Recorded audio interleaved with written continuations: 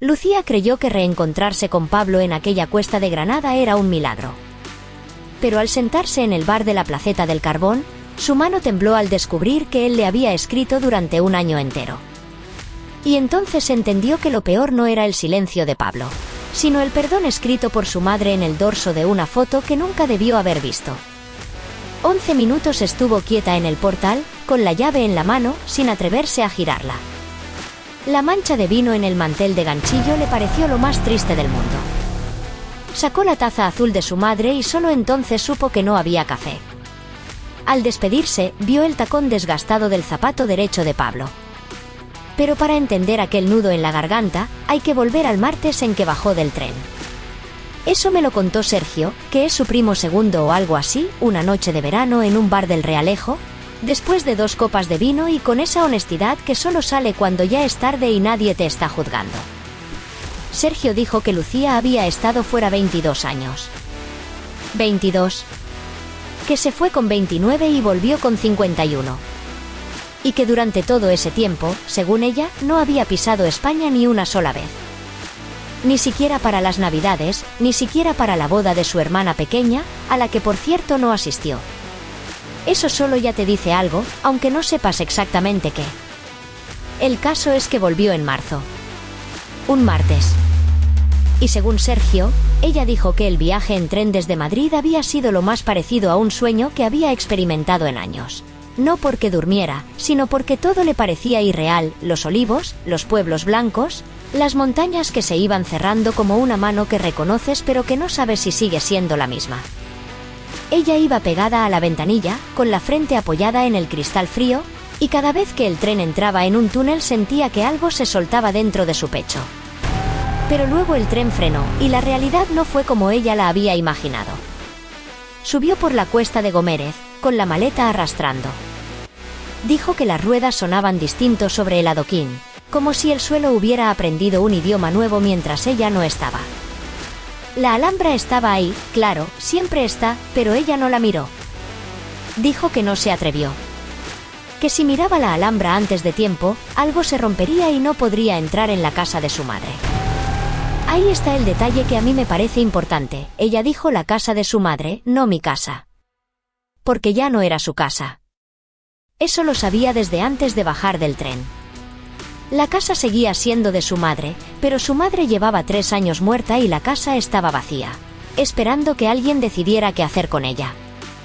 Y Lucía había decidido que iba a ser ella quien abriera esa puerta. Pero no fue inmediato. Según Sergio, tardó 11 minutos en subir las escaleras.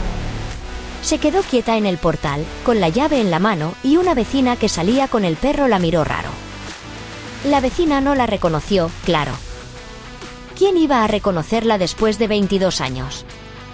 Ella tampoco reconoció a la vecina, aunque luego supo que era la señora del segundo, la misma que siempre dejaba macetas en el descansillo, solo que ahora las macetas eran otras y la señora tenía el pelo blanco. 11 minutos, repitió Sergio, como si ese número tuviera algún significado oculto. Yo creo que ella necesitaba esos 11 minutos para convencerse de que la llave iba a girar.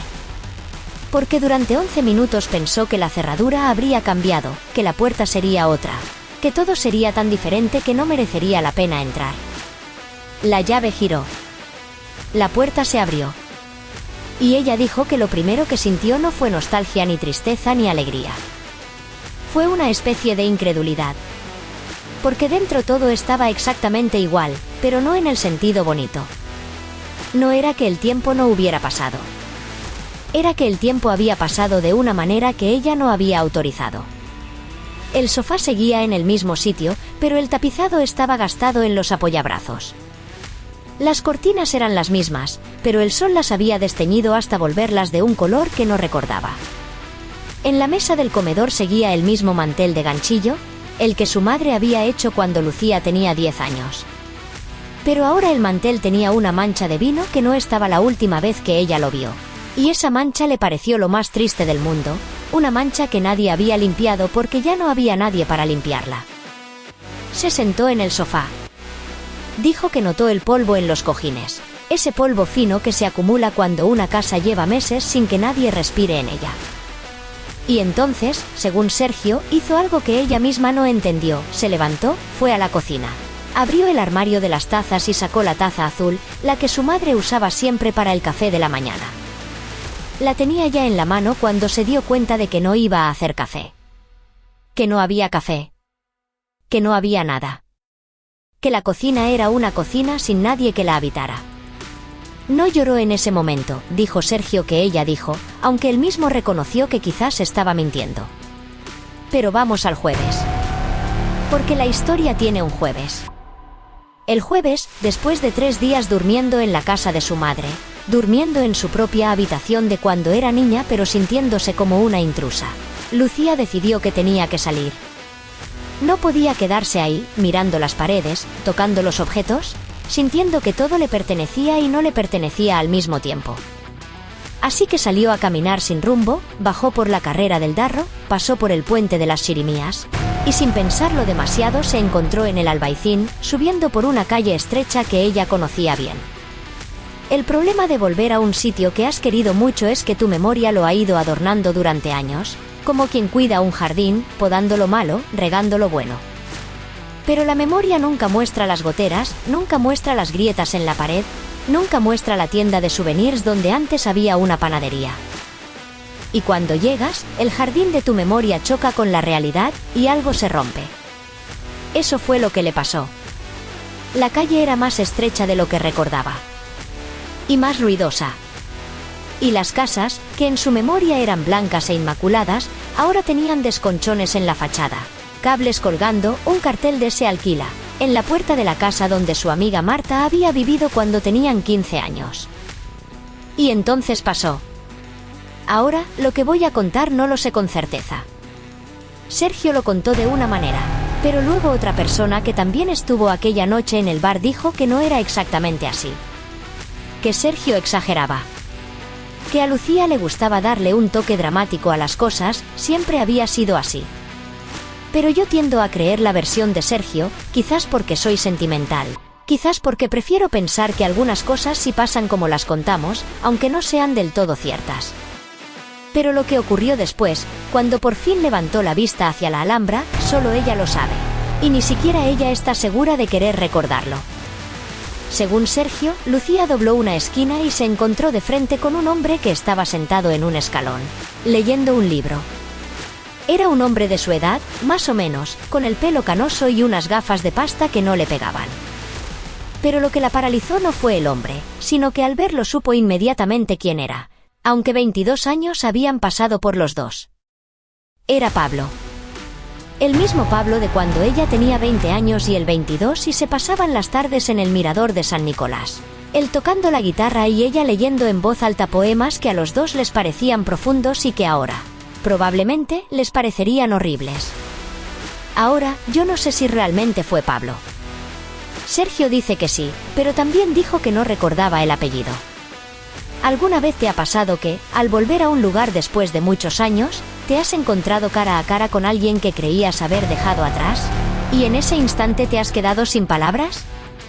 Y otra persona que conocía a Lucía dijo que Pablo se había mudado a Málaga hacía años y que era imposible que estuviera en Granada ese jueves. Pero no importa. Importa lo que pasó después, que es lo que realmente cuenta. El hombre levantó la vista del libro y la miró.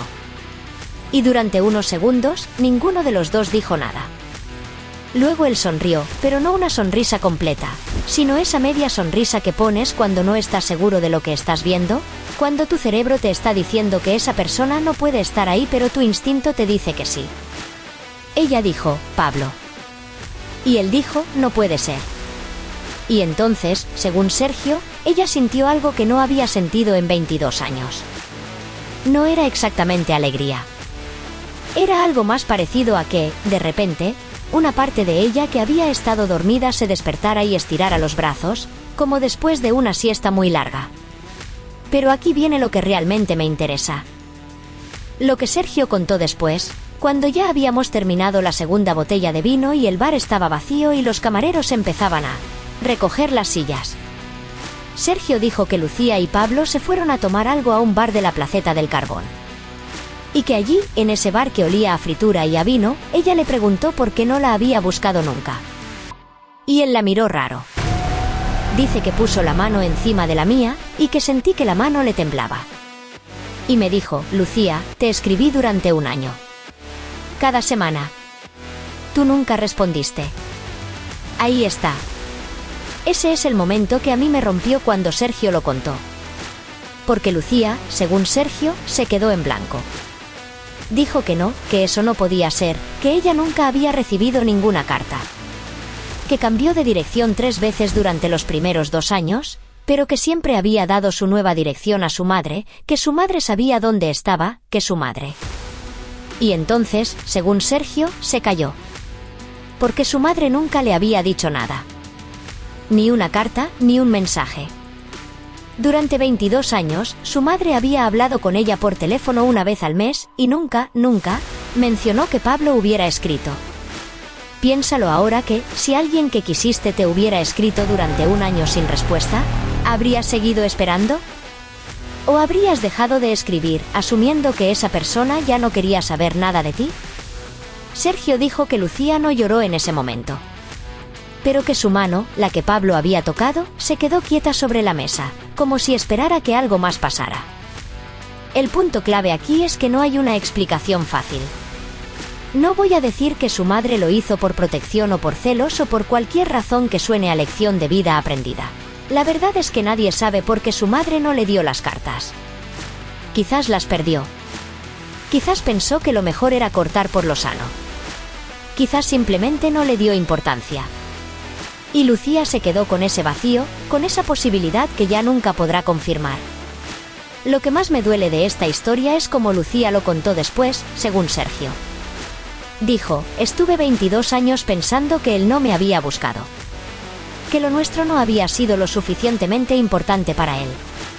Y resulta que estuvo ahí todo el tiempo, en cartas que nunca leí, en un buzón que nunca abrí, en una historia que mi madre decidió por mí. Y luego dijo algo que no puedo quitarme de la cabeza: lo peor no es lo que pasó. Lo peor es imaginarme a Pablo, sentado en su casa de Granada, escribiendo una carta cada semana, y esperando una respuesta que nunca llegó. Pero todavía falta saber qué pasó cuando ella, por fin, se atrevió a leer una de esas cartas. El resto de la noche, según Sergio, transcurrió en un estado extraño. Pablo y ella hablaron de cosas sin importancia, de su trabajo, de si estaba casado, de si ella había tenido hijos. Las preguntas que haces cuando sabes que las respuestas ya no importan, pero que necesitas hacerlas igual, para llenar el silencio. Pablo estaba divorciado. Tenía un hijo adolescente que vivía con su exmujer en Málaga. Ella nunca se había casado. Había tenido relaciones, ninguna duró. Y ahora estaba aquí, en Granada, en un bar donde las luces fluorescentes hacían que todos pareciéramos más viejos y más cansados. A las 12 de la noche, Pablo dijo que tenía que irse. Se levantó, pagó su parte, y antes de irse la miró fijamente durante unos segundos. Sergio dijo que Lucía nunca le contó exactamente lo que Pablo le dijo al despedirse. Que ella solo dijo: me dijo algo que no esperaba. Y que cuando Sergio le preguntó qué, ella respondió: no importa. Ya no importa. Y esa es la parte de la historia que a mí me obsesiona. Porque ella dijo que no importaba, pero si no importara, no lo habría mencionado. No habría dicho me dijo algo que no esperaba. Lo habría guardado para siempre. Lo dijo porque quería que alguien supiera que ese momento existió, aunque no pudiera compartirlo. ¿Qué crees que le dijo? Llevo semanas dándole vueltas. A veces pienso que fue todavía y otras veces pienso que fue nunca. Las dos palabras significan cosas muy distintas, pero las dos encajan. Se despidieron en la puerta del bar. Ella se quedó de pie en la acera, viéndolo alejarse, y notó que llevaba sus mismos zapatos, un modelo cualquiera, y que el tacón del zapato derecho estaba desgastado. Ese detalle, ese zapato desgastado, le pareció más real que todo lo demás. ¿Crees que Lucía debería haber vuelto a Granada o habría sido mejor que se quedara con el recuerdo intacto? Porque los zapatos no mienten. Los zapatos llevan el peso de quien los usa, y ese desgaste le dijo que Pablo había caminado mucho, que había vivido, que no se había quedado quieto esperando una respuesta que nunca llegó. Y entonces, según Sergio, ella volvió a la casa de su madre. Abrió la puerta. Y esta vez, en lugar de sentarse en el sofá, fue directamente al dormitorio de su madre. Abrió el armario y empezó a rebuscar. No sabía qué estaba buscando exactamente. Pero necesitaba encontrar algo. Una prueba. Una señal. Una carta que quizás nunca existió. No encontró nada. Pero al fondo del armario, debajo de una pila de sábanas viejas, encontró una caja de zapatos. Y dentro de la caja, una foto. Una foto de ella y Pablo en el mirador de San Nicolás, con la Alhambra al fondo. Ella con el pelo largo y él con una camiseta que todavía tiene en algún lado de su memoria. La foto estaba doblada por la mitad, como si alguien la hubiera guardado con prisa. O con rabia. Y al dorso, escrito con la letra de su madre, había una fecha, 15 de marzo de 2002. Y una palabra, perdón. Eso es todo lo que la historia tiene de concreto. Una fecha. Una palabra. Una foto doblada. Y 22 años que ya no se pueden recuperar. Lucía se fue de Granada 3 días después. Vendió la casa por una inmobiliaria del centro, firmó los papeles en una notaría que olía a café quemado, y cogió el tren de vuelta a Madrid. Según Sergio, no volvió a ver a Pablo. No lo intentó. ¿Para qué? Y le dijo. Ya no somos los mismos. Él es un señor divorciado con un hijo. Yo soy una señora que lleva 22 años sin saber que alguien la esperaba. Eso no se arregla con un café. Pero esta historia tiene una postdata, y es la parte que a mí más me incomoda. Porque Sergio, después de contarlo todo, me miró y dijo, pero hay algo más. Y no sé si contarlo. Y yo, por supuesto, le pedí que lo hiciera. Dijo que la última noche de Lucía en Granada, antes de irse, se subió al mirador de San Nicolás. Que se quedó allí, sola, mirando la Alhambra iluminada, con el aire frío de marzo. Y que sintió algo que no supo explicar. No era tristeza. No era arrepentimiento. Era algo más parecido a que, por fin, podía dejar de preguntarse. La foto doblada la metió en su maleta. No la tiró. No la quemó. La guardó, según ella, porque alguna historia necesita una prueba, aunque sea una prueba de algo que nunca podrás cambiar. Y ahora yo te pregunto, ¿por qué necesito saberlo y tú qué habrías hecho? ¿Te habrías quedado a intentar reconstruir algo con Pablo, aunque supieras que el tiempo había pasado? ¿O habrías hecho lo mismo que ella, tomar la foto y el silencio como única respuesta posible? Yo no sé cuál es la respuesta correcta. Pero llevo semanas pensando en esa caja de zapatos, en esa palabra escrita por una madre que ya no puede explicarse, y en cómo las historias que nos contamos sobre nosotros mismos a veces están equivocadas. Lucía se había contado durante 22 años que Pablo no la había buscado. Y esa historia le había permitido seguir adelante. Pero era mentira. La historia que le permitió vivir era falsa. Y cuando supo la verdad, no supo qué hacer con ella. Porque a veces la verdad no arregla nada. A veces la verdad llega tarde y lo único que hace es romper la historia que te habías construido, y te deja sin ninguna historia que contarte. Esa foto doblada. Esa palabra, perdón. 22 años de silencio. Y una pregunta que ya nadie puede responder. Esas cartas que nunca llegaron a Lucía, ¿tú habrías buscado a Pablo o te habrías rendido? Si este nudo en la garganta te apretó igual que a ella, ese es el momento de aplastar el like. Si alguna vez has vuelto a un sitio con miedo a lo que ya no está, suscríbete, aquí cabe esa herida.